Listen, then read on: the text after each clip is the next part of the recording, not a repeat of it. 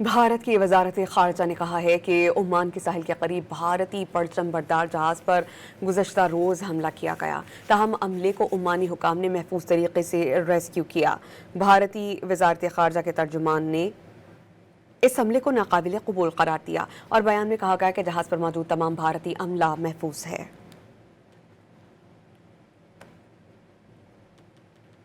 بھارت کی وزارت خارجہ نے کہا ہے کہ عمان کے ساحل کے قریب بھارتی پرچم بردار جہاز پر گزشتہ روز حملہ کیا گیا، تاہم عملے کو عمانی حکام نے محفوظ طریقے سے ریسکیو کیا۔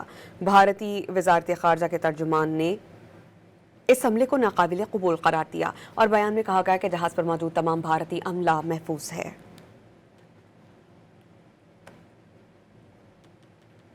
بھارت کی وزارت خارجہ نے کہا ہے کہ عمان کے ساحل کے قریب بھارتی پرچم بردار جہاز پر گزشتہ روز حملہ کیا گیا، تاہم عملے کو عمانی حکام نے محفوظ طریقے سے ریسکیو کیا۔ بھارتی وزارت خارجہ کے ترجمان نے اس حملے کو ناقابل قبول قرار دیا اور بیان میں کہا گیا کہ جہاز پر موجود تمام بھارتی عملہ محفوظ ہے۔